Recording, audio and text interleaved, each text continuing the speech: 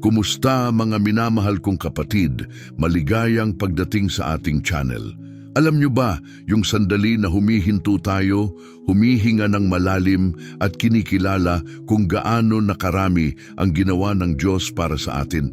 Eksakto, ganyan ang simula ng panalangin ito. Bago tayo humiling ng kahit ano, nagsisimula ito sa pasasalamat. Dahil kapag tumingin tayo sa buhay, sa pamilya, sa simpleng katotohanan na buhay pa tayo, sapat na yon para magbigay pugay sa Diyos. Parang sinasabi natin, Panginoon, alam ko na hindi ako narito ng aksidente. Alam ko na bawat tibok ng aking puso ay kaloob mo. Salamat sa buhay, sa aking pamilya at sa pribilehiyong alagaan ang pinakamahalagang kayamanan na ipinagkatiwala mo sa akin, ang aking mga anak. Napakalakas ng unang hakbang na ito dahil inilalagay tayo sa posisyon ng kababaang loob at pananampalataya. Inaamin natin na wala tayong tunay na pagmamay-ari kundi mga katiwala lamang ng mga kayamanang ipinagkaloob ng Diyos. At kapag ibinabalik natin ang lahat sa Kanya na may pasasalamat, binubuksan natin ang pintuan upang ang langit ay kumilos pabor sa atin. Parang sinasabi rin natin, Ama, alam ko na mag-isa ay hindi ko kaya, pero kapag kasama kita, makapapayapa ako dahil ang buhay ko at ang buhay ng aking pamilya ay nasa ligtas mong mga kamay. At kapag ang mundo ay tila hindi matatag, puno ng masasamang balita, panganib sa lahat ng dako at nakakaramdam tayo ng kaba sa harap ng mga hindi tiyak. Doon pumapasok ang isa sa pinakamagagandang katotohanan ng awit 91. Ang Diyos ang ating nakanlungan at ating kuta. Parang siya ang napakatibay na pader na hindi malulusutan sa palibot ng ating buhay. Isipin mo, habang sa labas ay puro kaguluhan at takot, sa loob ng kuta niyang ito ay may kapayapaan, kaligtasan at kapahingahan. At ang pinakamaganda sa lahat, ang kanlungang ito ay hindi pansamantala, walang expiration date. Ito'y walang hanggan at laging bukas para sa nagtitiwala. Kapag sinasabi natin, Panginoon, Ikaw ang aking kanlungan, idinedeklara natin na hindi lang tayo umaasa sa sitwasyon, sa tao o sa sarili nating lakas. Ibinibigay natin ang buong pagtitiwala sa Kanya na kailanman ay hindi pumapalya. At ang pinakamasarap isipin, ang pangakong ito ay hindi lamang para sa atin, kundi pati sa ating mga anak at pamilya. Kapag sumisilong tayo sa Diyos, parang iniimbitahan din natin ang lahat ng mahal natin na pumasok sa parehong ligtas na lugar. Sa puso, parang sinasabi natin, Panginoon, alam kong hindi ko kayang bantayan ang pamilya ko sa lahat ng oras at sa lahat ng lugar. Pero Ikaw, kaya mo. Ikaw ang kanilang kuta, ang kalasag na hindi malulusutan ng anumang palaso ng kasamaan. Walang mas mabigat na alalahanin para sa isang magulang kundi ang kapakanan ng kanyang mga anak. Alam natin na hindi natin sila masasamahan sa lahat ng oras o makokontrol ang bawat sitwasyong haharapin nila. At doon nagiging napakalakas ang panalangin ito. Inihahabilin natin ang bawat anak, bawat mahal sa buhay sa mga kamay ng kataas-taasan. Simple lang ang kahilingan, pero makapangyarihan na sila'y laging masilungan sa lilim ng Diyos. Isipin mo ito sandali. Ang mga anak mong papasok sa paaralan, magtatrabaho, haharapin ang hamon ng araw-araw. At kahit wala ka sa tabi nila, mayroong di nakikitang proteksyon mula sa Diyos na nakabalot sa bawat hakbang nila. Parang may mga anghel ng Diyos na itinalaga upang magbantay sa palibot ng iyong tahanan at pamilya. Sila'y nagiging mga tahimik na kasama na sumusuporta, nagliligtas at pumipigil sa anumang kasamaan na dumarating. Walang panganib na nakikita o banta na nakatago ang makapipinsala sa mga iniingatan niya. At hindi lang ito proteksyong pisikal, kundi pati espiritual at emosyonal. Dahil kung tutuusin, minsan hindi ang nakikitang panganib ang pinakadelikado, kundi yung sumusubok pumasok sa ating isip at puso. Kaya ang panalangin ito'y nagsasabing, Panginoon, ilayo mo ang aking mga anak sa lahat ng negatibong impluensya, tukso at anumang bagay na maglalayo sa kanila sa iyo. Ito'y parang isang kumpletong kalasag para sa katawan, isip at espiritu at nakapagdudulot ito ng malaking ginhawa dahil pinaalala nito ang katotohanan. Kapag isinuko natin ang ating pamilya sa Diyos, hindi na natin kailangang pasanin mag-isa ang bigat ng kanilang proteksyon. At itong bahagi na ito ay tunay na makapangyarihan. Isipin mong ang iyong tahanan ay napapalibutan ng isang pader, hindi basta pader, kundi pader ng apoy na mismong Diyos ang nagtayo. Apoy na hindi nananakit, kundi nagpoprotekta. Isang espiritual na harang na imposibleng malusutan ng kasamaan. Parang ang bahay ay nagiging banal na lugar, sagrado, at hindi matitinag ng anumang gawain ng kaaway. Walang sumpa, walang inggit, walang puwersa ng kadiliman ang kayang lumusot sa depensang ito ng Diyos. At ang mas kamangha-mangha pa, ang pader na ito'y hindi lamang nakapalibot sa pisikal na bahay, kundi pati sa buhay ng bawat miyembro ng pamilya. Kapag binibigkas ang panalangin ito, para na rin nating sinasabi, Panginoon, ipabagsak mo ang lahat ng plano ng kaaway. Ipahiya at hadlangan mo ang anumang pagtatangka laban sa aking pamilya sa pamamagitan ng kapangyarihan ng iyong pangalan. Parang naglalagay ng dinakikitang karatula sa harap ng kaaway na nakasulat, Hindi dito. Ang bahay na ito ay pag-aari ng Panginoon. Ang pader ng apoy na ito ay sumisimbolo rin ng kapayapaan sa loob, dahil hindi lang ito tungkol sa paglayo sa panlabas na panganib, kundi tungkol din sa pagbabantay sa puso at isip laban sa takot, pagkabalisa at kalituhan. Sa loob ng pader na ito naghahari ang kapayapaang tanging Diyos lamang ang makapagbibigay.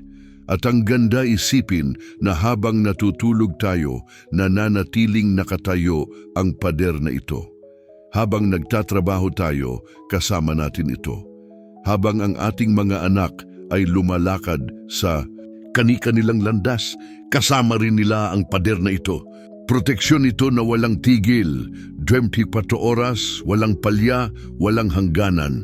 Sa kaibuturan, ito ang katiyakan na hindi tayo nabubuhay dahil lang sa swerte o pagkakataon, kundi iniingatan ng Diyos na walang sawang nagbabantay sa atin. Alam mo, yung malalim na hangarin ng isang magulang na makita ang mga anak na lumalaking malakas. Hindi lang sa katawan, kundi pati sa pananampalataya, sa isip at sa puso. Eksakto iyan ang ipinapanalangin sa bahaging ito. Hindi sapat na humiling ng proteksyon laban sa mga panlabas na panganib. Kailangan ding ipanalangin na mabantayan ang puso nila laban sa mga impluensyang hindi nakikita na pilit ibinabato ng mundo. Dito malinaw ang hiling na magkaroon ng kakayahang makilala ang mabuti at masama ang mga anak, na palaging piliin ang tamang daan kahit na ang presyo ng mundo ay nagtutulak sa kanila patungo sa mali.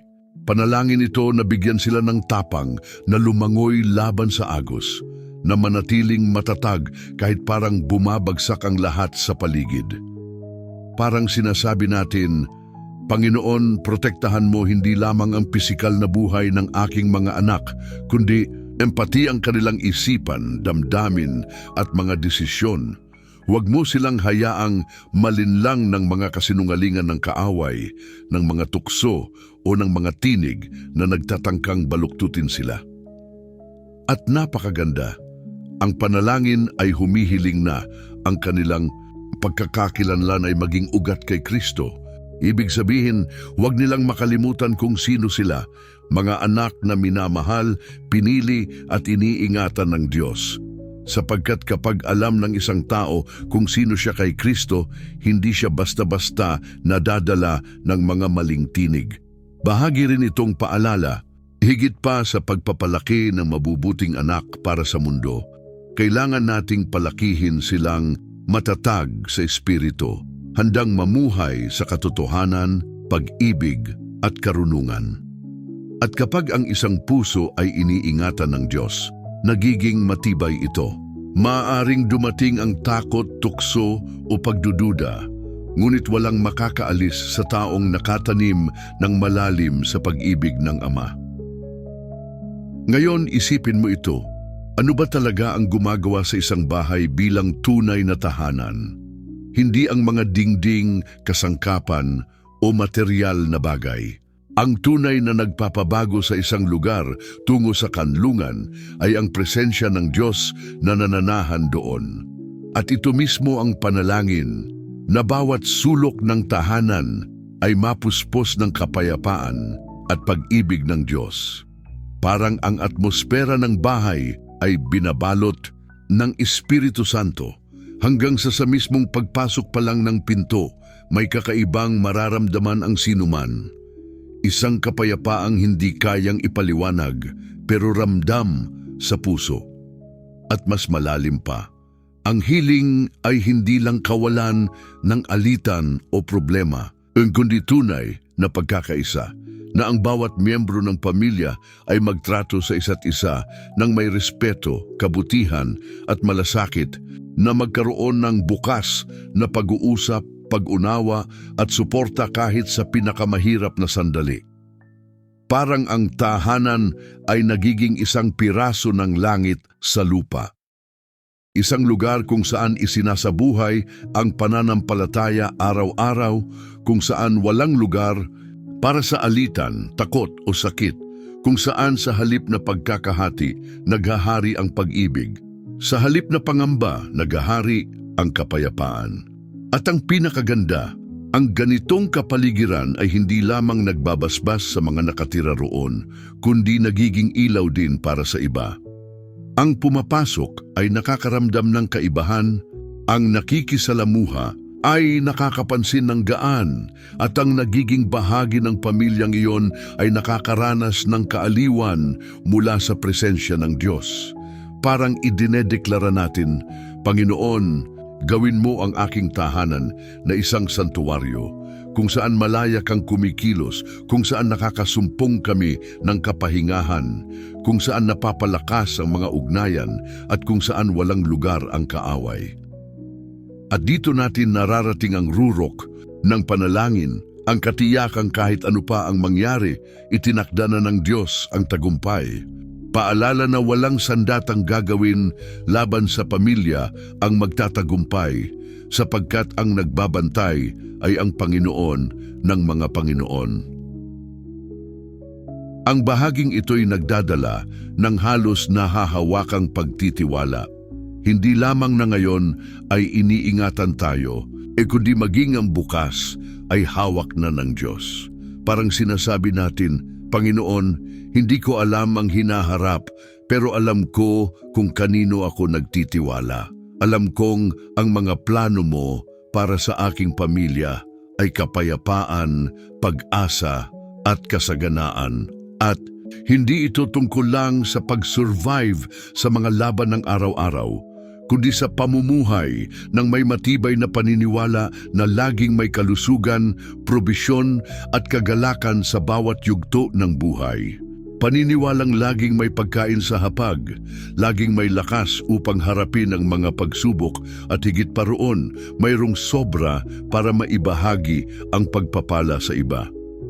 Ito ay isang tawag sa pag-asa na kahit sa mundong puno ng hamon, ang pamilya ay nasa ilalim ng isang walang hanggang layunin, hindi lamang proteksyon laban sa kasamaan, kundi kasaganaan rin sa pag-ibig, pananampalataya at kagalakan na mula sa Espiritu Santo.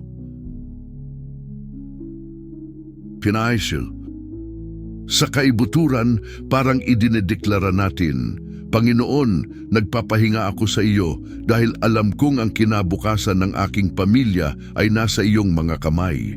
Alam kong walang tanikala ng kaaway ang makakakulong sa amin. Alam kong walang kadiliman ang makakapatay sa liwanag na iyong pinailawan sa aming loob. Mamumuhay kami sa kapayapaan, kalayaan at tagumpay sapagkat ito ang iyong pangako. Ito ang pagtatapos na pumupuno sa puso ng pag-asa, nagpapalalim ng hininga at nagtutulak sa atin na sabihin, kasama ang Diyos, ang aking pamilya ay palaging ligtas, ngayon at magpakailanman. Amen.